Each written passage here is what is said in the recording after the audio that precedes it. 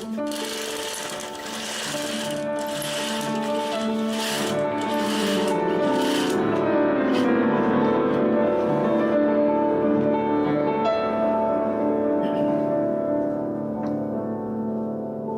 ne prédestinait Joseph Petitbon à devenir le sauveur de l'humanité. Rien. Absolument rien. Mais alors, rien du tout, du tout. Du bout de tout. Vous pouvez me croire. Vraiment. Rien.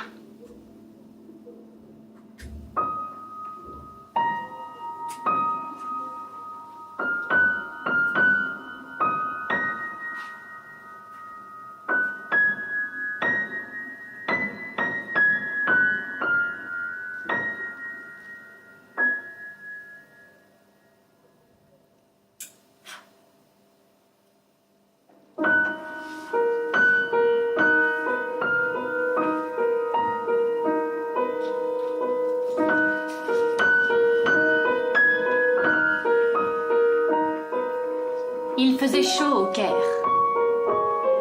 La température avait depuis longtemps oublié les règles de bienséance et se montrait cruelle envers tous ceux qui espéraient encore vaillamment affronter la vie au grand air, sans précaution. Il faisait chaud, mais il faisait bon vivre, dans ce pays bercé par une foi aventureuse. Un esprit de mystère et d'étrangeté que l'on ne trouvait plus dans les capitales de l'Occident. Certains n'avaient à l'esprit que ces blocs de pierre ocre, pointant vers le ciel, comme des diamants usés par les siècles. Mais pourtant, la magie de ce pays se cachait dans chaque homme, chaque femme qui un jour en avait foulé le sol poussiéreux, emportant avec lui, ou bien elle, une partie des secrets qui creusaient des témoignages dans les lignes du temps. C'est justement une femme qui, ce soir-là, foulait de ses pieds écorchés les petites ruelles de la vieille ville. Affolée par le destin qu'elle apportait malgré elle, ici, si loin, ici de son pays natal.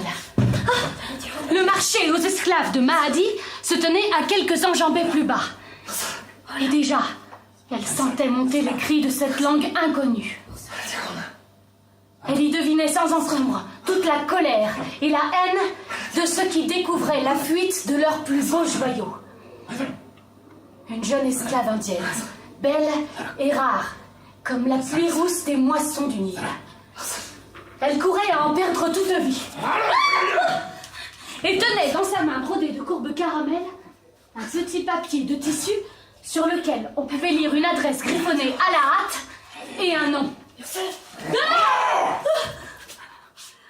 Le français. C'est une éternité qui s'empara d'elle quand elle aperçut des silhouettes armées de cris hostiles courir sur les murs autour d'elle, comme autant d'éclats noirs grimaçants. Elle desserra une corde d'argent nouée à son cou et prononça quelques imprécations chantantes dont elle faisait grand secret habituellement.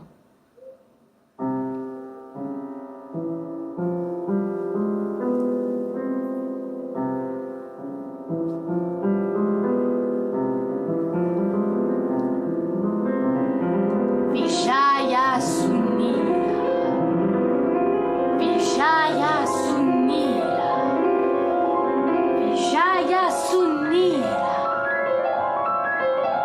La corde se mit à grimper le long d'une maison, comme fleur décidée à pousser en une poignée de secondes. Ce bouquet salvateur lui permit en un instant de rejoindre les toits. À peine toucha-t-elle un bouton de fleur que la corde refit son apparition. Elle s'en saisit et s'allongea sans bouger sur la terrasse. Épuisée par la faim,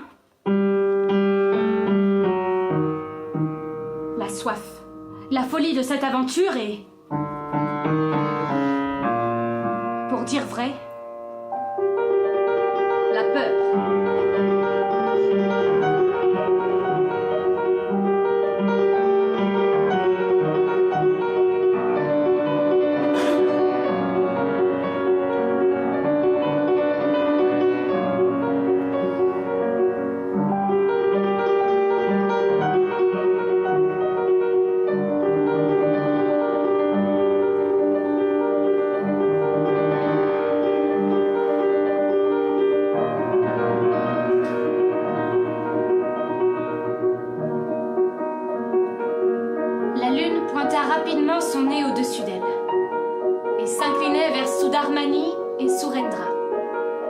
les deux sœurs jumelles aveugles des légendes de son pays apparaissaient pour porter secours aux voyageurs de l'ombre et les mener jusqu'au petit matin. Là, à l'aube du Jourdain, elle laissait la place à Sanjay et Sanjeev, les deux frères siamois qui s'occupaient de les perdre dans la lumière.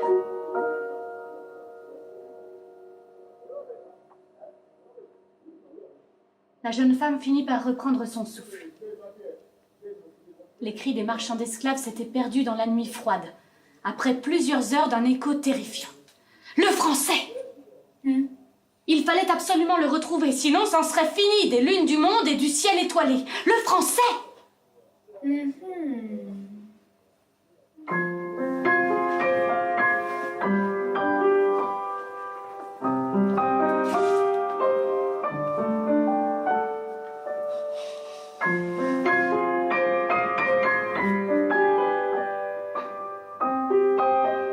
Debout à nouveau, elle admirait le spectacle qui s'étirait à perte de vue sous ses yeux. Une mer de toits-terrasses, comme autant de dalles dans les rues de sa belle ville natale. Les souvenirs refaisaient surface. Pour dire vrai, elle en rêvait presque. C'était magistral. On aurait dit qu'un géant pouvait à présent parcourir la terre en suivant la route de l'horizon sur les pavés du monde. Au loin, Gizeh et ses tombes n'avaient plus aucune importance. Une fois encore, c'est à la magie et aux hommes du moment que l'on devait cette image vive et magnétisante.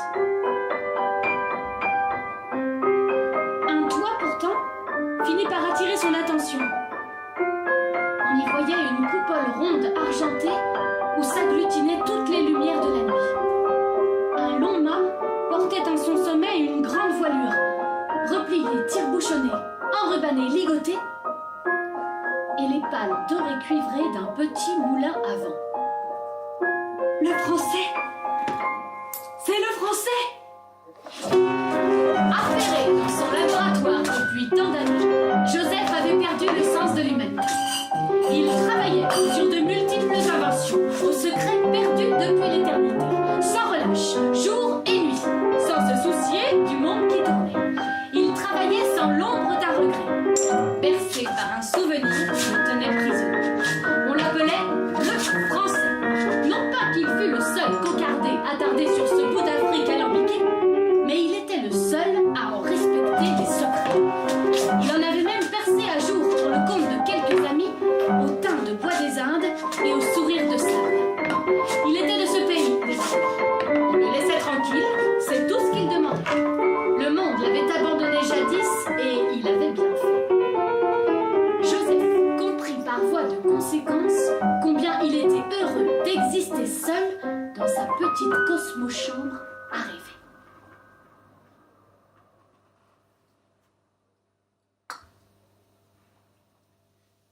Pour dire vrai, les autres, désormais, ils s'en frottaient le coquillard. Positivement. Ce qu'il aimait par-dessus tout, c'était écouter. Écouter son voisin jouer des airs vieillis en peau de terre cuite, affinés, coloriés par les cultures d'un continent tout entier dévoué aux champs enrubannés. Cet homme, drapé de blanc de la tête aux pieds, qui ne laissait apparaître qu'une bouche discrète et un petit morceau de doigt gourd, cet homme, sans visage et sans nom, lui tenait compagnie depuis des années. Fidèle associé d'infortune, il chantait. Chaque soir, aussi miraculeux que cela puisse paraître, d'une voix assurée, il chantait.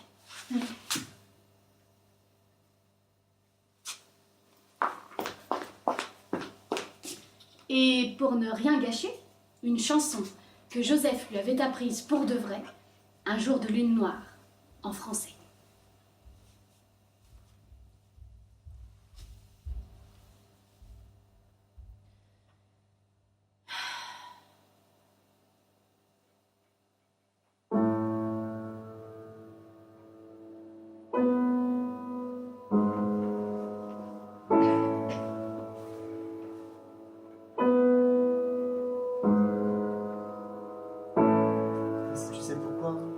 j'ai perdu ce matin. Un petit bout de toi au fond de mon jardin. Si tu voyais pourquoi j'ai choisi ce chemin, en repensant à toi, j'ai caché dans mes mains un petit bout de sang, mais c'était pas grand-chose, puisqu'après tout cela, t'es parti.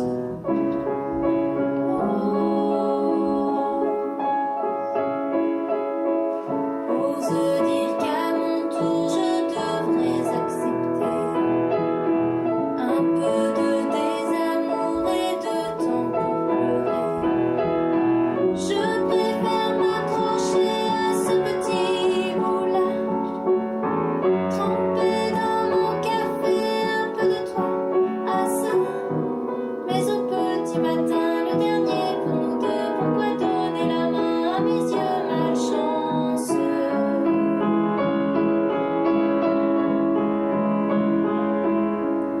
Pourquoi jouer de ça ici, dans mon jardin?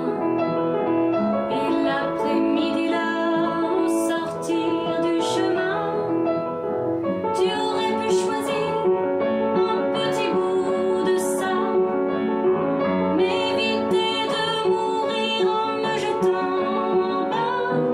N'oublie pas les minutes qui nous appartenaient, je crois que je vais finir par tout les faire payer.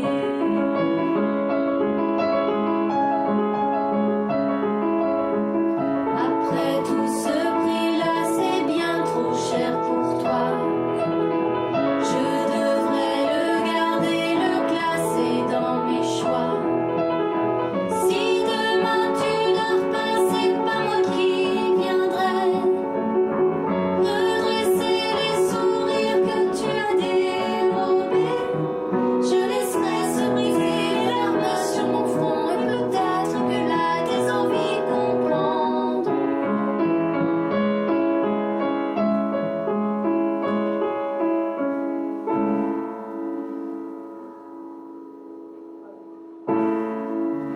Et trouver la réponse, mon petit poussin. Et pourquoi désormais ce petit secret-là? Regarde autour des choix, tu l'as perdu à ça. Et mes larmes à moi sur ce petit lit-là. Elles font pousser l'avenir qui restera de moi. Ici c'est commencé, j'en ai fini de toi. Et si c'est terminé, j'en ai fini de moi.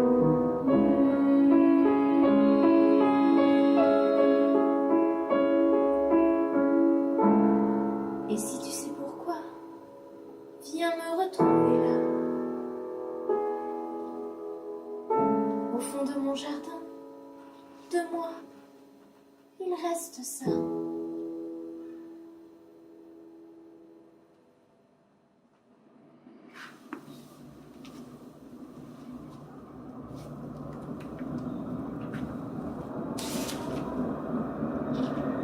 Joseph avait gardé de son pays ce petit bout de mémoire que, bien malgré lui, il entendait souvent résonner dans les murs de son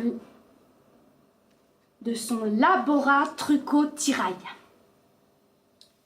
Il soupira un instant, regardant tous les mécanismes alambiqués et les instruments qui dormaient autour de lui, et cet instant lui parut se perdre dans une éternité de moments. Un bruit de sac de sable qu'on abat sur le sol monta du laboratoire central. Ah! Joseph se précipita. En quelques instants, il se trouva sur place. Un jeune matin de décembre 1674, Chandrakanta Brahmaputra, fille de Brahma Shanara Sampana, venait de tomber du ciel. Sur les livres de Joseph. Elle en profita pour éventrer le petit tableau qu'un ami fidèle, Nicolas, lui avait donné avant de repartir en France. « Mon Dieu, mademoiselle, que faites-vous le postérieur sur mon poussin? C'est positivement indécent! Pardonnez-moi, j'ai glissé sur votre coupole d'argent. Je ne voulais pas déranger votre laboratoire. Eh bien, c'est raté! Regardez-moi ça! Même ma biographie de Saladin en a pris un coup! Il se posa sur un petit tabouret de cuir rouge livre à la main. Bah, vous avez raison. Ça ne vaut pas grand-chose. De plus, je n'y comprends absolument rien. C'est en arabe. Écoutez-moi, j'ai quelque chose à vous dire, de toute urgence.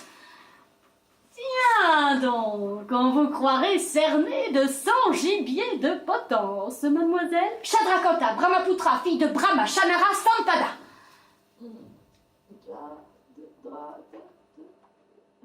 Positivement cocasse. Je m'appelle Joseph Petitbon. Dis le français. Je sais qui vous êtes et j'ai besoin de vous. Le sort de l'humanité en dépend. Vous devez venir avec moi, Joseph, sans tarder, à Pondichéry. Attendez un moment, vous tombez sur mes livres, votre nom est certainement indécent, et il me faudrait sauver la planète. Et tout ça en traînant mes bottes usées au fin fond de Chandigarh, Bombay et Bangalore. Non, et c'est à Pondichéry. Et alors? Il jeta le livre qu'il venait de ramasser et se prit à croire qu'un charlatan du quartier lui avait à nouveau jeté un sort, ou qu'un mauvais rêve s'était à nouveau engouffré dans ses souvenirs. Il fallait rebiffer, au plus vite. Bien, en avant! Plus de temps à perdre, mademoiselle Chadratatatata, fille d'un notable inconnu notoire nanti du comptoir des Indes. Des Indes. Suivez-moi.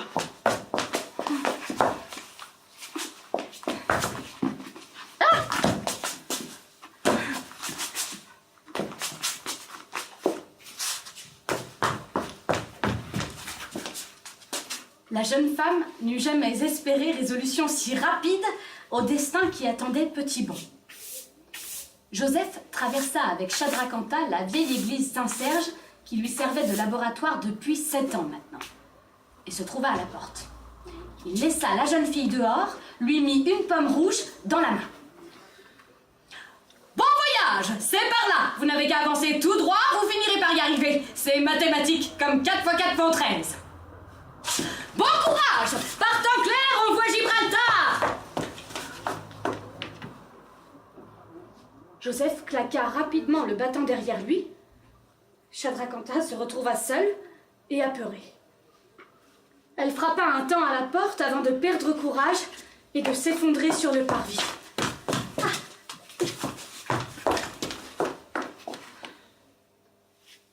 Abandonnée à son triste sort. Le Français s'était montré indigne des espoirs qu'elle portait en lui. La triste histoire qu'elle soutenait seule depuis si longtemps plongeait un peu plus à chaque pressant dans l'oubli opaque du royaume de la vie.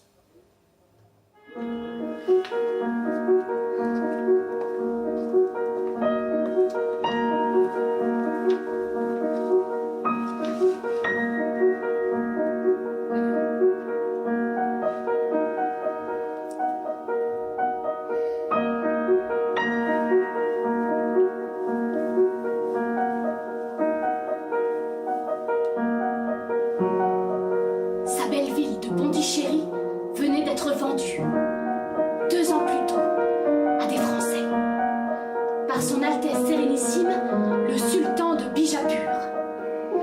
Officiellement, il était question de sceller une amitié durable entre les deux peuples. Mais la réalité cachait bien d'autres secrets. Bijapur servait des desseins plus sombres et avait piégé les Français. Cette nation imprudente souffrirait bientôt 1000 tortures et s'en mordrait les doigts. Pourtant, Petitbon pouvait tous les sauver. Il était réputé pour connaître les secrets des sorciers fancy-cigares, qui risquaient de plonger le monde dans la nuit. Son père les avait même combattus 20 ans plus tôt. Il les avait combattus et en avait payé de sa vie et de celle de sa femme. Joseph, encore enfant, fut recueilli par le grand-père de Shadrakanta. Et puis un jour, il disparut. On n'eut plus de nouvelles de lui, jusqu'à ce qu'elle retrouve sa trace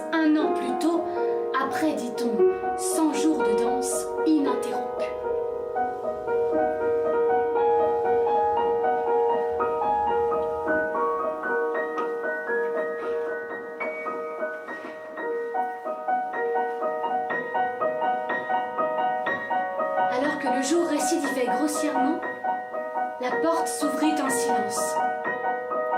Une silhouette drapée de blanc réveilla la jeune femme et lui proposa de rentrer.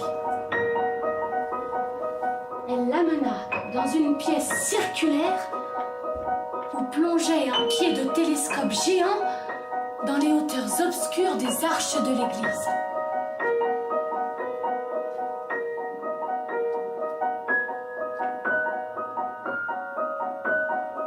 Un lit l'attendait.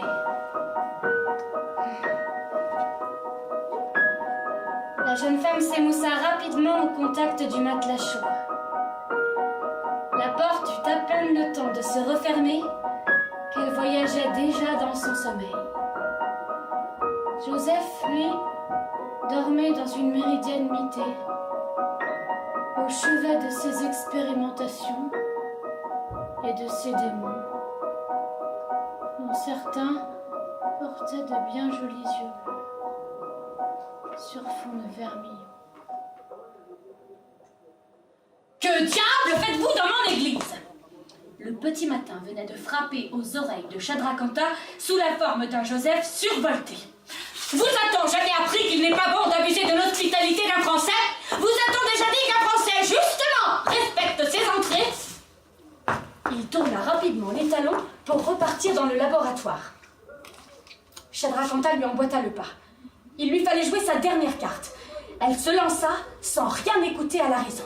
« Joseph, je n'avais que 3 ans quand vous êtes parti. »« Je sais. »« Mon grand-père vous aimait comme un fils. »« Je sais. »« Nous devons tout à votre famille et au secret qu'ils réussirent à percer pour lutter contre les sorciers farcigards. »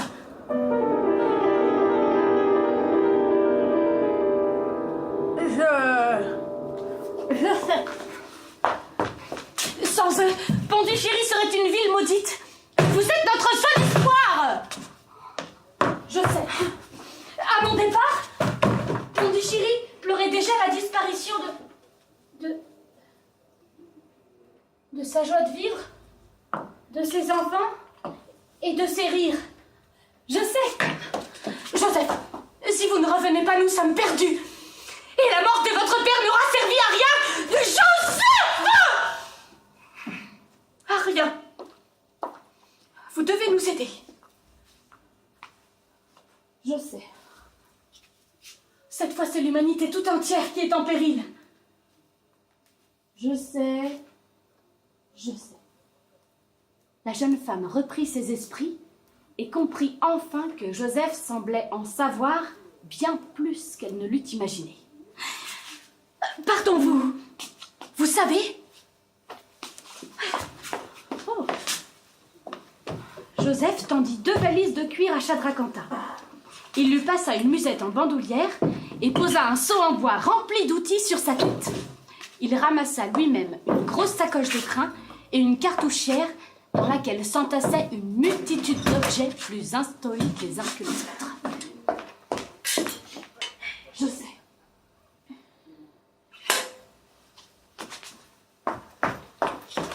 Il repartit rapidement vers la chambre à coucher. Chadrakhanta suivait. « Joseph!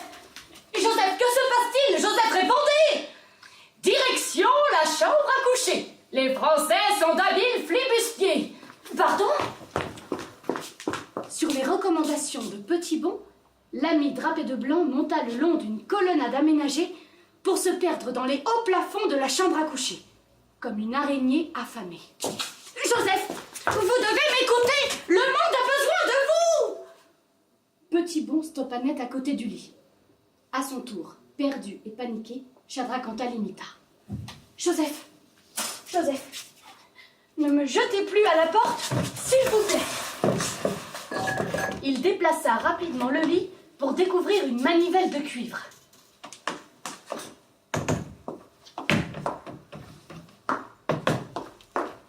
Et lança vers les hauts plafonds. « Quel temps fait-il là-haut » Une voix chantante répondit. « Oh, par vent frais, on sent la Camargue. » Joseph se tourna vers Chadrakhanta.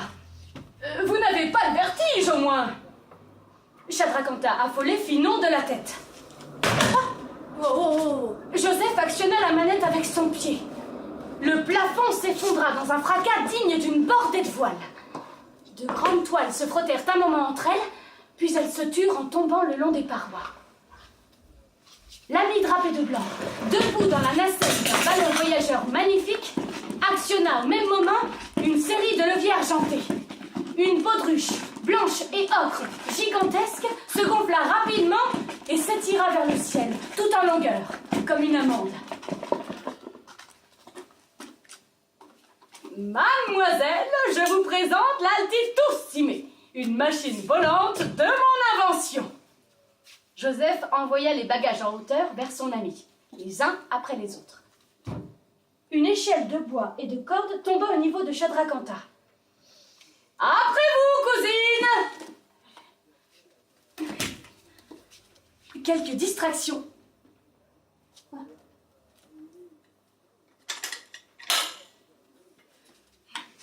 Quelques distractions plus loin, Joseph et Chadrakanta se tenaient dans la nacelle. Direction Pondichéry! Cela ne prendra que quelques heures, positivement. Joseph actionna un gouvernail qui tout sauta un temps et déporta l'Altitussime contre les toits. L'appareil y laissa une partie de son cortège. Cela ne prendra que quelques heures, croyez-moi, ou nous mourrons de froid avant même de voir des lits. Et le ballon prit son envol, comme une plume frappée par la bourrasque, emportée vers les cimes des tombeaux des anciens rois. Regardez, cousine, du haut de ces pyramides, 5 siècles nous contemplent.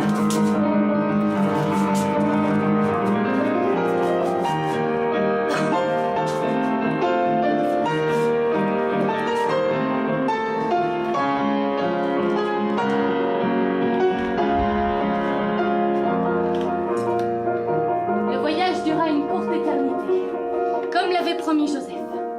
Il voyageait dans la stratosphère à la vitesse des alizés les plus virulents. Bientôt, ce fut l'air frais du golfe du Bengale qui martelait le visage de nos aventuriers.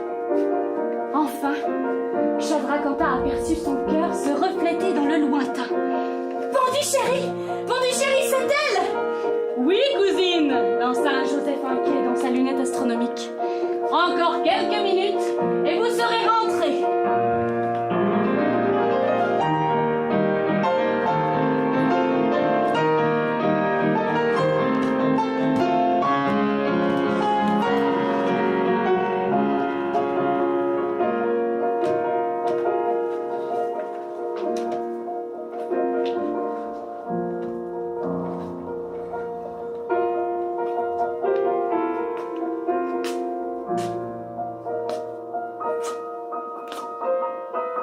Joseph marchait seul au milieu des rues. Pondichéry avait bien changé. La mort suintait sur tous les murs. La vie ne flottait plus dans les couleurs des tissus et des murs.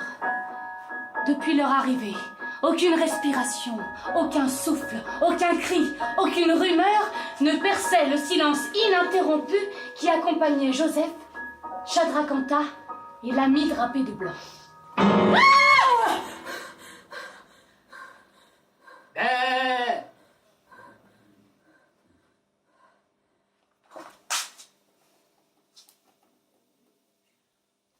Chadrakanta avait beau crier, espérer, chercher, rien ne bougeait. Même l'eau s'était tue dans les fontaines et les rivières. Ils ont réussi à la construire. Grand Dieu, ce n'est pas possible, ils l'ont fait. Quoi donc, Joseph? La clé, cousine, la clé, avec l'argent des Français. Mais quelle clé? Oh, écoutez, il existe un passage qui mène au monde emprisonné des anciens fancigares.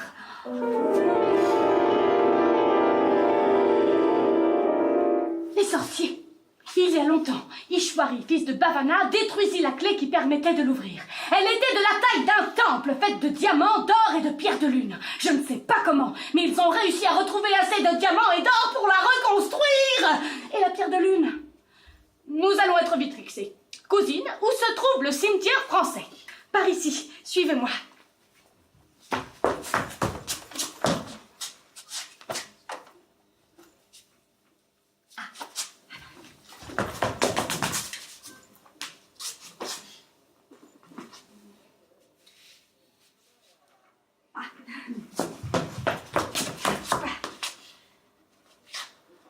Shadrakhanta les amena rapidement dans un petit jardin simple, adossé à un temple, où quelques tombes discrètes se levaient au milieu de colonnades de fleurs. Joseph chercha peu. Il s'arrêta devant la tombe de son père. La terre était creuse, le cercueil à demi ouvert. François Petitbon ne tenait plus au cou la pierre de lune qu'il avait dérobée 20 ans plus tôt. Voilà notre réponse. Il faut nous hâter. Il est peut-être déjà trop tard. Ils ont dû emmener toute la ville dans le monde d'en dessous. Regardez. Il sortit les notes prises par son père et montra un visage griffonné à la hâte sur le coin d'une feuille racornie. Regardez bien cet homme.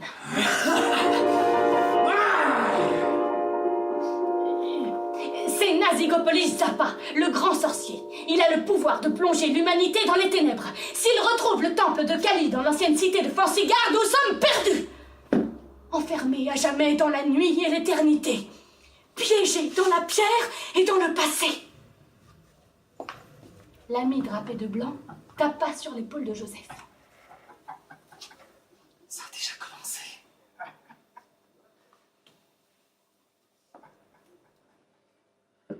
Une jeune mère et son enfant luttaient quelques mètres plus loin.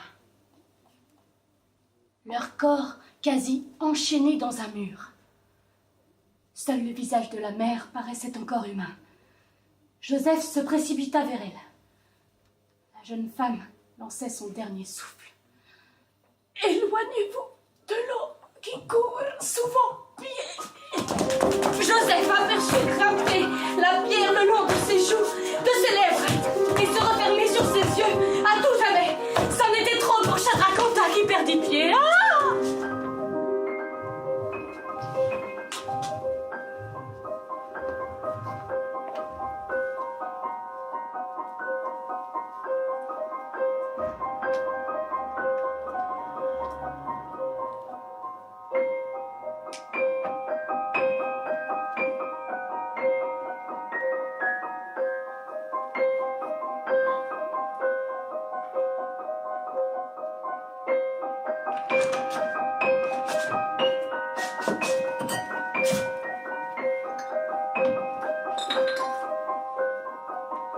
Quelques heures plus tard, allongée dans des tissus de rouge et d'oranger, elle crut d'abord en un mauvais rêve. Elle reprit dégoût en la réalité en revoyant sa ville habitée par la mort. Joseph, lui, avait installé un petit laboratoire de poche et tentait de trouver solution à ses problèmes. Il s'approcha de Shadrakhanta. « Cousine, j'ai quelque chose à vous montrer. Suivez-moi. » Il l'amena devant la maison. Regardez, c'est positivement intéressant. Il ouvrit la main. Un sable bleuté, pareil à de petites billes de plomb, gigotait entre ses doigts. Ce sel a été conçu pour nous indiquer où la résonance magnétique de la ville est la plus forte. En termes plus simples, là où le sel se dirige, nous avons de grandes chances de retrouver l'entrée de la cité de Fansigard. Nous avons refait l'expérience plusieurs fois, il n'y a aucun doute. Il la prit par la main et lança vers le ciel le sel qui se mit à voler rapidement vers les nuages, pour rejoindre le sol quelques instants plus tard. Le sel courait comme de la vermine en quête de nourriture. Soigneusement pressés par la situation, Joseph et Shadrakhanta cavalèrent derrière. Ils débouchèrent au milieu d'une petite rue où se tenait l'ami drapé de blanc. Le sable s'arrêta net à quelques pavés de lui. Encore plus extraordinaire, Joseph se posa près d'une flaque d'eau. Il plongea le bras dedans comme dans un coffre sans fond. La jeune femme eut un instant d'effroi. « Nous y sommes, cousine! Bienvenue à Fansigard !»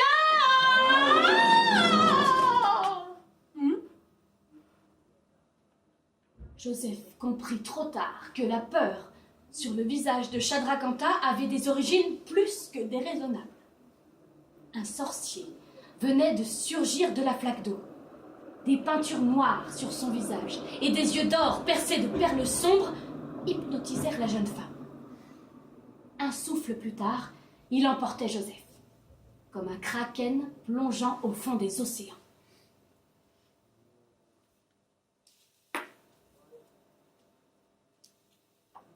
Du bout de tout, dans un trou, vous pouvez me croire, pour de vrai, ça sentait l'eau qui mouille, la fripouille et la trouille.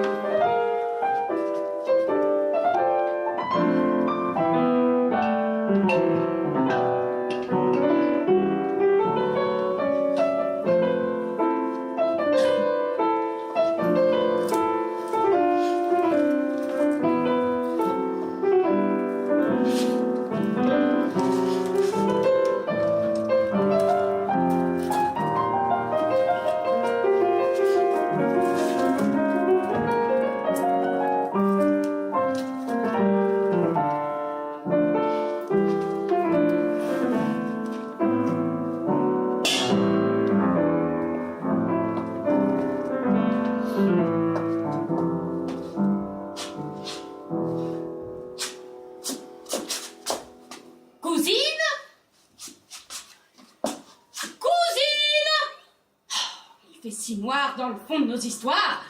Cousine! Joseph, debout dans le noir, n'y voyait guère. Votre cousine va bien. Elle avait besoin d'un peu de repos. C'est votre ami qui nous a donné plus de mal. Il restera enchaîné jusqu'à ce que nous en ayons fini, Joseph. Une voix noire, soulignée d'une paire d'yeux irritants, perçait l'espoir. Et d'autres reprirent. Et tu fais tant de livres pour lire, j'ai tombé dans l'illusoire. L'illusoire. Silence! C'est à moi de voir. Non, l'illusoire.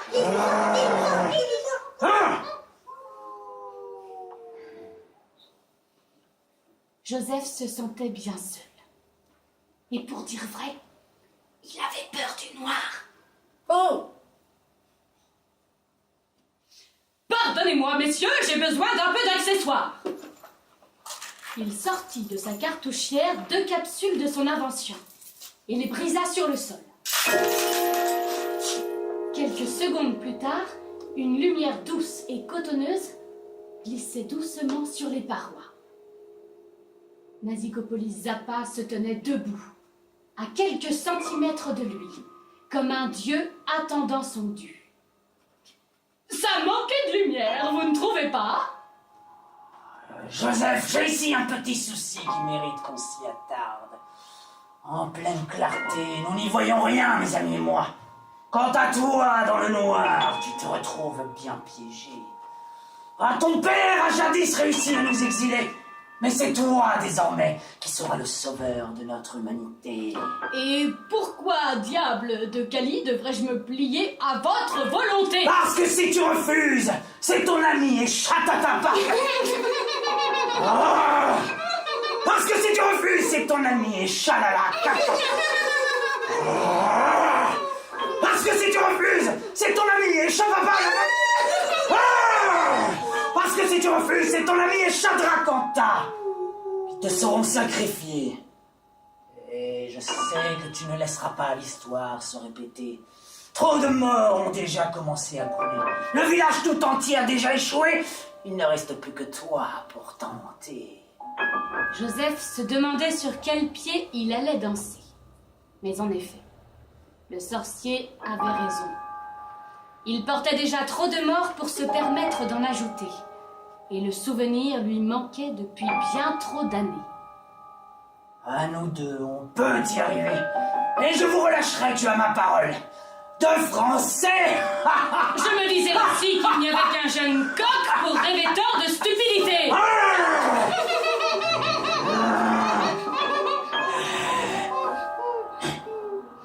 Et cette histoire d'illusoirité? tu sais que nous avons un lieu qui mène au temple de Kali. Ton père le savait. Pour y accéder, il faut traverser des couloirs ensorcelés dont nous avons perdu les secrets.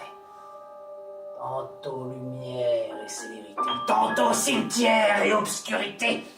Ensuite la jetée et enfin le temple. Shalina, Shulia, Sulenda!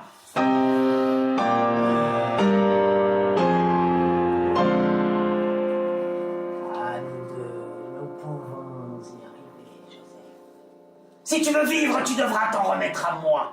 Mais je devrais faire de même. Alors, qu'en dis-tu, le français? J'en dis que j'en ai déjà mal aux pieds. Alors allons-y sur la jetée, en bon français. D'accord, en bon français. Et mes amis? Ici, juste à côté, depuis le début, tu les entends tousser. Comment ça? Le sorcier leva une bouteille amphigorique au nez de Joseph. Chadrakanta s'y tenait, enfermée, comme une petite fée sans clé. Cousine! C'est positivement amusant! Ton autre ami restera dans les geôles. Il a trop de férocité à porter. Pourtant, c'est un ange qui a choisi d'aimer ses semblables.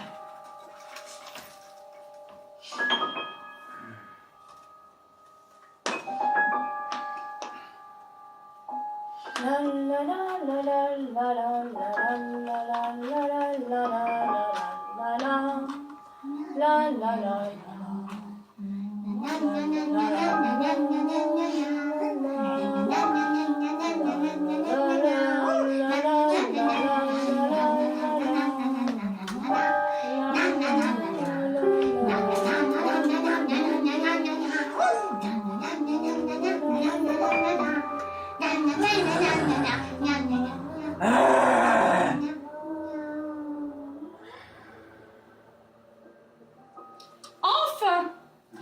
Et cette balade? Vijaya! Vijaya! Vijaya Sunila!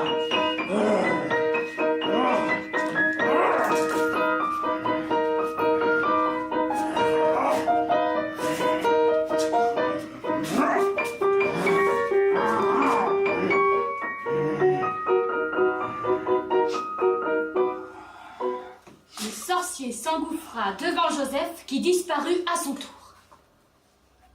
Dans les couloirs, il faisait froid et pourpre. Une lumière enivrée glissait par magie autour du sorcier. Sans cela, on n'y voyait pas plus loin que le bout de son nez. La première étape venait de commencer. Et le sorcier se mit à parler. Ton père, je me souviens. Il avait la fougue d'un Anglais. Des journées entières, il a arpenté ces couloirs avec ta mère. Et des journées entières, je l'ai suivi comme une ombre perdue dans son sommeil. Moi aussi, j'avais besoin de trouver. Mais il avait ce talent-là. Lui, il trouvait. Là où d'autres auraient déjà abandonné.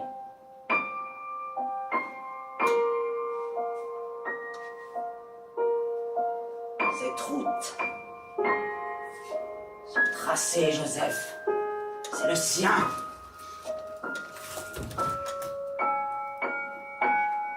C'est lui qui a cherché à anéantir mon peuple pour l'éternité.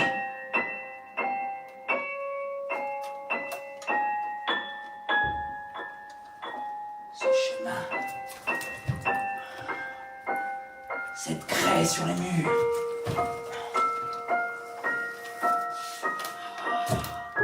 Écoute un peu. On sent encore ces pas qui glissent sur les pierres.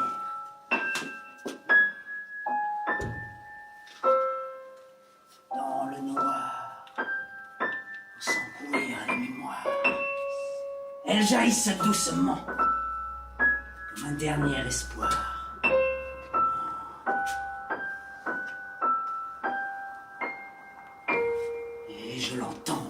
Purée.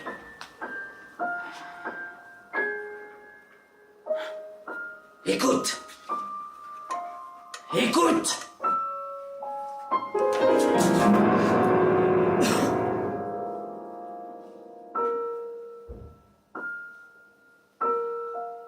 Écoute les larmes du Français, perdu dans sa condition.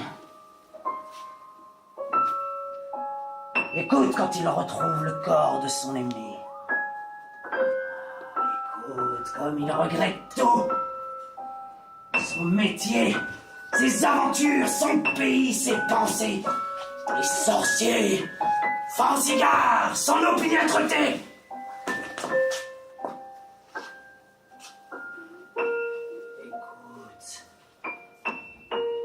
Il la voit mourir entre ses bras. La jeune mère, vidée par tout ce noir.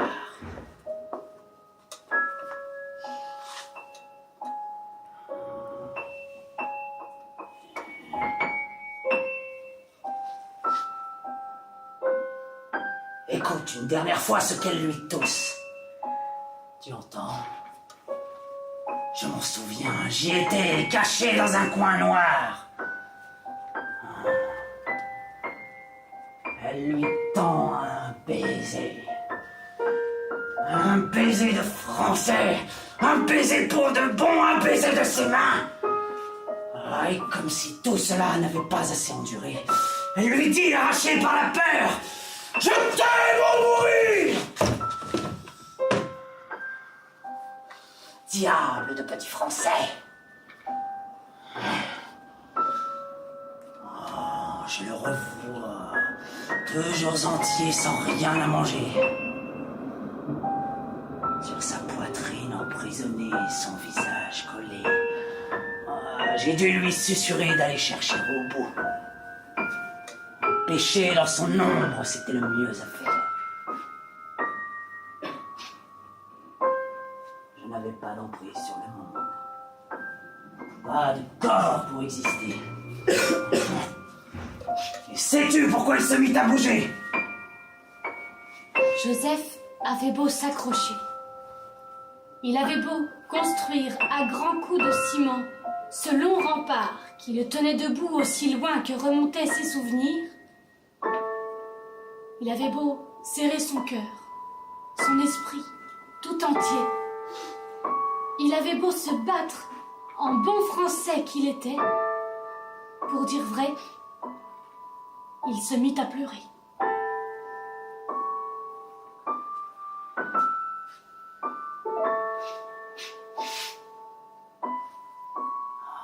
Il se redressa, parce que je lui dis qu'au bout de la jetée, il t'y retrouverait.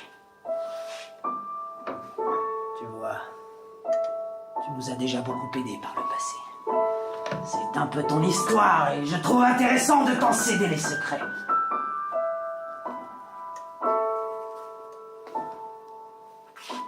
Voilà arrivé à la première croisée, à ton tour de jouer. Plus haut dans les couloirs, dans la salle où perlaient sur les murs des gouttes amères d'eau salée, là où tout avait commencé, les sorciers complotaient.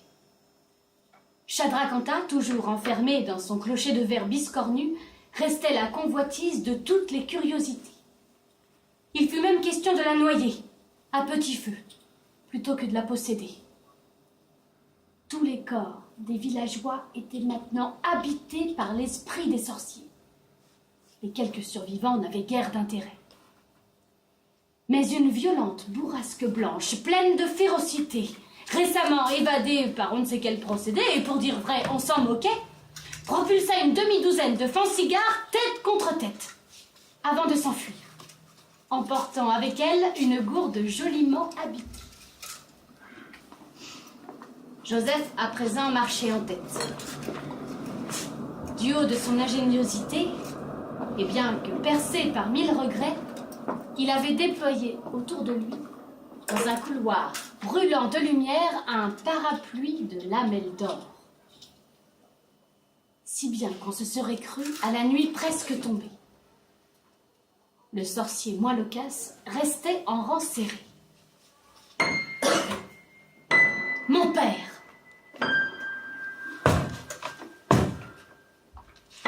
me souviens.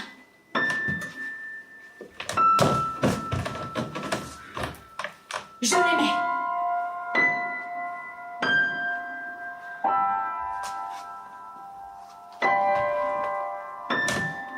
Des journées entières, il nous contait le monde.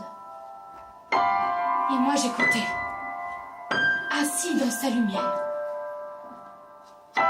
Il avait ce talent-là. Lui,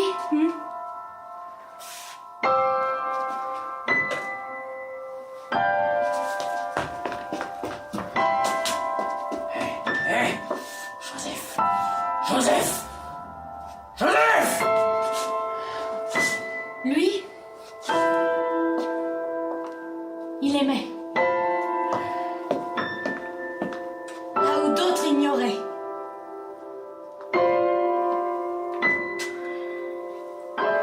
Cette route, ce tracé, c'est le sien.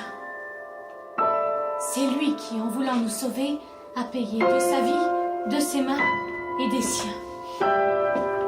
Le chemin. Cette craie sur les murs. Écoute un peu. On sent encore ces joies qui glissent sur les pierres. On sent flotter ces histoires. Elle souffle doucement, comme un premier regard. Ah, je l'entends sourire. Écoute! Écoute! Joseph! Joseph!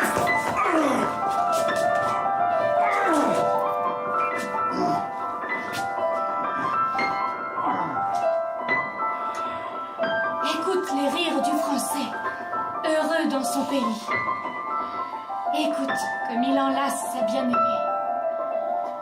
Écoute comme il ne jette rien. Ses aventures, son métier, son pays, les sorciers font cigare, son opiniâtreté. Écoute.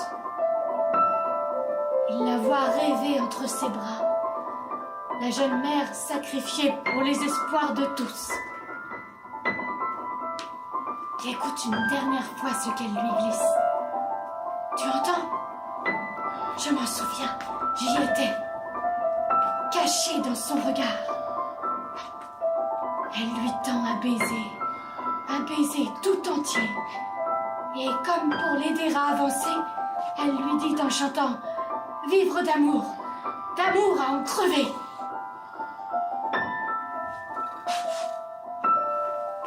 Et sais-tu pourquoi il se mit à bouger? Il l'aimait. Le reste du voyage resta commodité. Joseph sauva par 100 fois la vie de Nazigopolis Zappa, qui fit de même par 1000 fois pour le petit Français. Enfin, ils arrivèrent à la jetée. Devant eux s'étalait une mer de nuages cuivrés. À perte de vue, on les voyait flotter. Un enchevêtrement de rayons illuminés quadrillait l'horizon. Au loin, perchées comme des huttes, 3 grandes tours éventraient les nuages. Encore plus loin flottait la déesse de Kali. Et dans son ventre, le temple. Shalina Shurya Sulenda.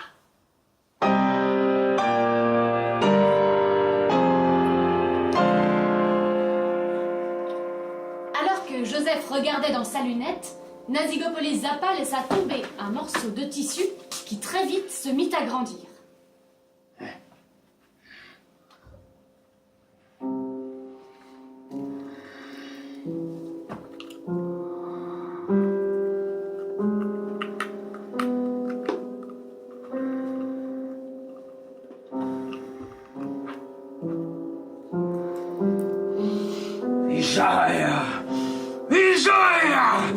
Wijaya Sunila!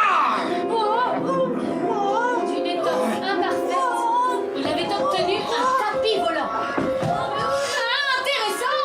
Positivement pratique! Ça marche à toute heure de la journée! Ah, ça marche tant que je suis vivant, Joseph.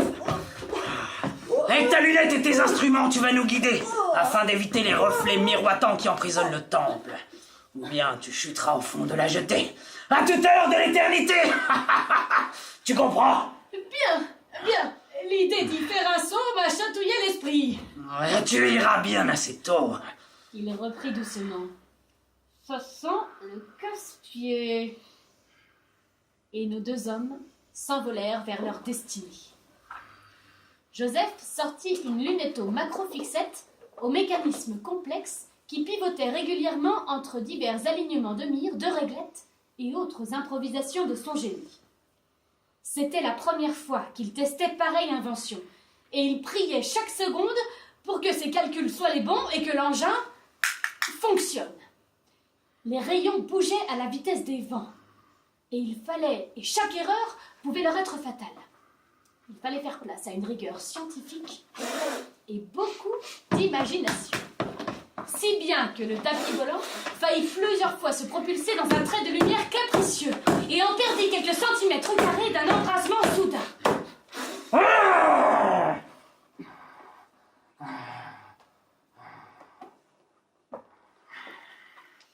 Ça sentait le fan-cigare grillé, pensa Joseph.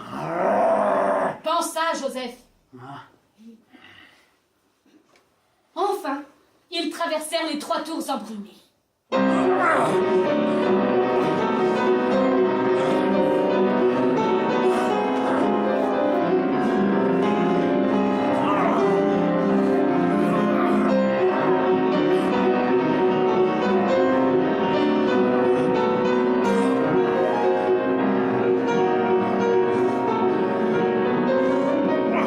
Elles s'étiraient vers le ciel, retenues par une chaîne sombre braquée vers les profondeurs cotonneuses. On entendait gémir et souffrir, comme une indiscrétion portée par l'enchevêtrement de ces anneaux forgés de misère et difformité. Et les vents porteurs s'affrontèrent, se cognant comme autant de buffles en folie. Un battement de cils avait suffi et donna le signal d'une rébellion icaresque. Le monde se mit à virevolter dangereusement. Joseph n'y pouvait rien. Une bourrasque malencontreuse le fit chuter vers l'infini.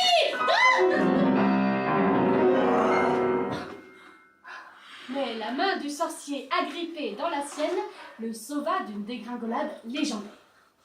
Ah, le français tombant. Le sorcier présenta honnêtement pour la première fois de son existence. Joseph regardait glisser sa lunette vers les nuages, sacrifié pour préserver sa dignité. Ah, essaye de tenir sur tes pieds. J'ai encore besoin de ton humanité, Joseph. Le sorcier se redressa, frotta rapidement ses paumes et tendit les bras vers le ciel. De ses mains s'envolèrent vers le zénith comme 2 filins de soie, 2 lueurs bleues. Un choc sourd se répercuta dans toute l'immensité. Et les vents détalèrent vers l'invisible, tombant dans l'oubli, comme un caillou au fond d'un puits. Du silence, venant de tous les septentrions. Face à eux, Kali arborait un sourire malicieux. Nazigopolis Zappa se concentrait toujours pour maintenir leur embarcation à flot. Joseph, lui, profitait. Pour dire vrai, ça valait le coup d'œil.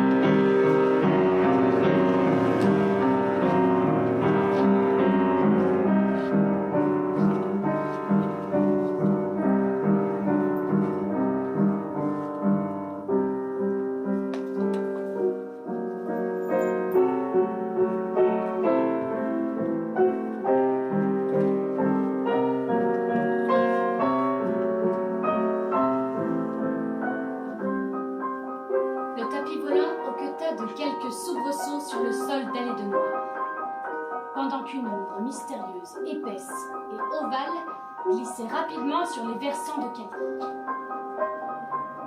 Joseph et le sorcier s'étaient déjà introduits dans le temple. Le plus dur était derrière eux.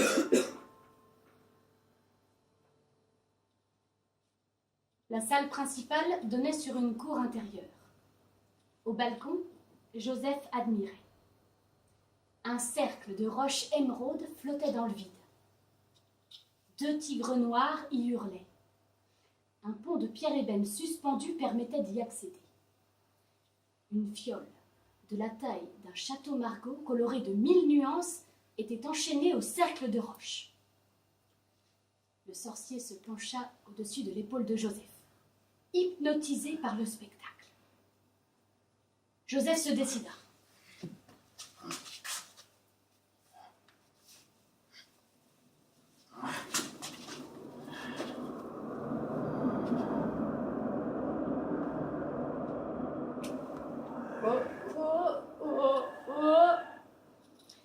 Bien, j'imagine que je suis le seul à pouvoir traverser pour récupérer ce satané biberon. C'est ça. J'imagine que vous allez mettre dans la balance cousine et mon ami Furibard. C'est ça. J'imagine que c'est aussi dangereux que la charge d'Henri III à Jérusalem. Ah, c'est presque ça. Bien. Qu'est-ce que vous allez faire avec le sang de Cali? À ton avis? Réveiller les démons des anciens? Encore mieux que ça. C'est déjà pas mal pour moi. J'y vais. Mes amitiés à votre tapis si on ne se revoit pas. Ah, je voulais vous dire quelque chose. Je t'écoute, petit Français. Je crois que je ne vous aime pas du tout. Joseph se présenta devant le pont de pierre. Pour dire vrai, il n'en menait pas large sous son chapeau.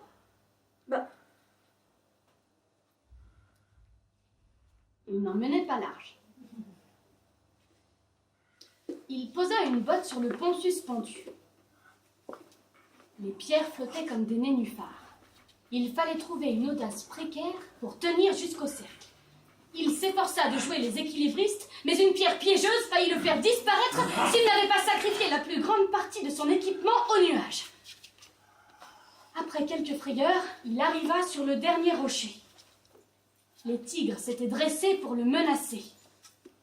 Il sortit de sa poche ce qu'il lui restait. Une tige d'or, un petit flacon, une boule de verre poli, quelques vis de cuivre et une coupole d'étain. Il réfléchit un temps. Que pouvait-il bien inventer? Pour dire vrai, il n'en avait pas la moindre idée. Il resta ainsi un moment, sans bouger, sans penser, sans exister.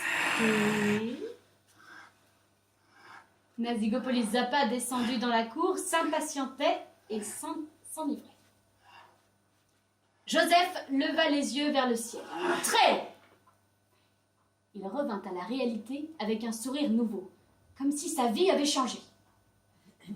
Il jeta coupole, vis et broutille par derrière lui. Ou presque. Il se mit à danser. Tranquillement. Au milieu du cercle sacré. Il dansait pour un pays entier. Pondichéry et toute l'humanité.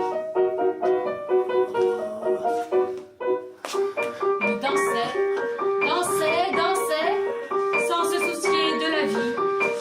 D'après, les tigres, aveuglés, n'eurent bientôt plus d'emprise sur lui. Ils le laissaient errer comme une poussière agitée. Le sorcier en riait à gorge déployée. Oh Dieu, de petit Français. Quel tour allait-il encore jouer? Entre deux fouettés jetés, teintés de Rig Veda, Joseph laissa tomber le flacon qu'il avait gardé par devant lui. Il se brisa sur l'anneau scellé qui maintenait la fiole prisonnière. Une volute de fumée plus tard, si elle n'était plus qu'un mauvais souvenir, Joseph ramassa l'objet de toutes les convoitises sacré.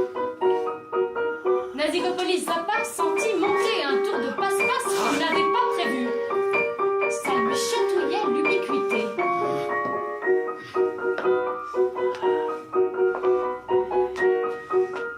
Joseph s'arrêta net, le salua bien bas et se laissa tomber dans l'éternité.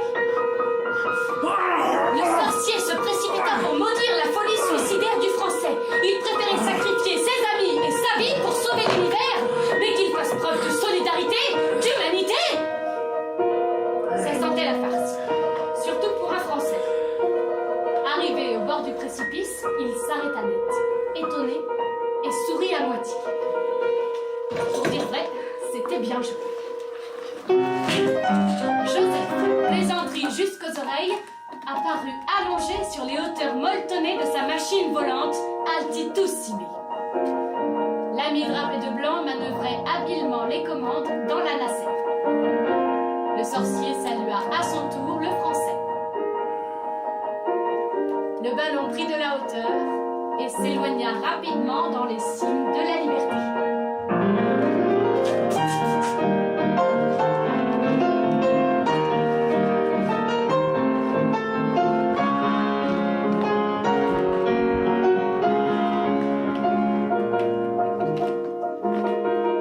Joseph, à présent, se tenait à côté de son ami. Mitraillant du regard l'horizon, il se pencha vers la bouteille habitée posée sur un coussin savoureux. Bien, cousine, vous n'allez pas rester toute votre vie dans une bouteille de sorcier. Passons aux choses sérieuses. Occupons-nous de votre problème. Allons-y.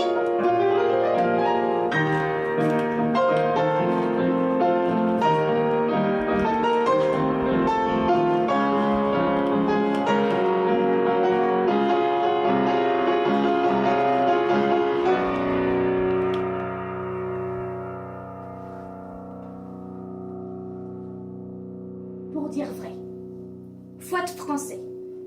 Cette histoire, même un peu enjolivée, elle a existé.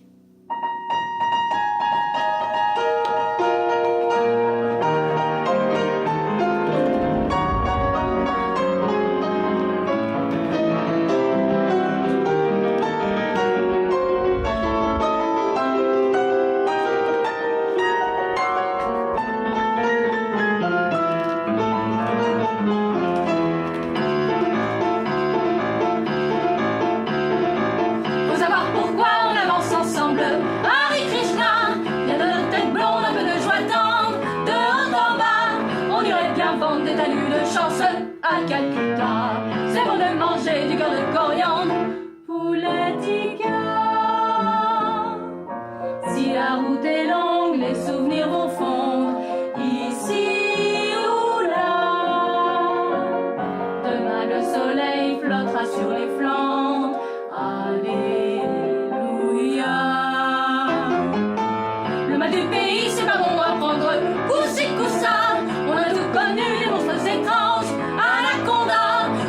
Partir pour un tour de tremble, signé en bas. Après tout, la vie, ça marche d'histoire. Et dans